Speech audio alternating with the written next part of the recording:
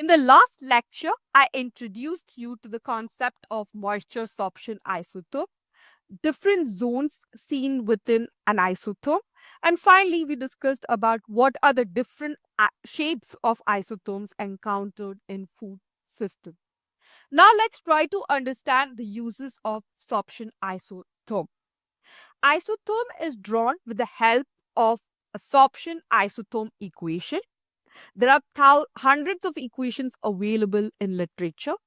To name a few, we have Lagrange equation, adsorption equation isotherm. Then we also have BET adsorption equation. Then we have GAB sorption equation. So all these equations, they give various aspects about the moisture content of food. For instance, BET sorption isotherm can help determine accurately the monolayer water content of your food product, which is considered important from a chemical stability standpoint. So, what is the use of isotherm at an industrial level or by food scientists in lab?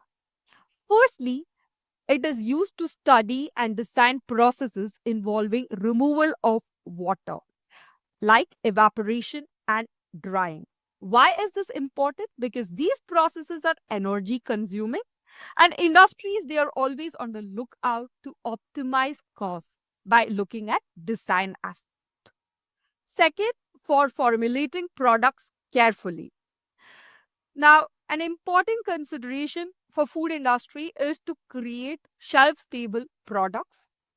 So they need to understand what happens if a certain type of biomolecule is added to their compound or is removed from their compound. How much should be added or how much should be removed from the compound or from the food product. And finally, is it susceptible to kicking during transport or storage? All these things can be determined with the help of sorption isotherm. Moving on, we have packaging, which is an important aspect for selling product to consumers. When we talk about packaging, it's not only vital from a preservation standpoint, but also from a point of view to attract consumers to your product. Suppose your package has some sort of water accumulation by condensation process, then consumers may not be interested in buying such a type of product, meaning economic loss to the industry, and it also contributes to food waste. In order to avoid such a situation, it is essential to study packaging properties of the or the moisture barrier properties of your package. And with the help of sorption isotherm, it can be studied. Fourth, you have prediction of microbial stability.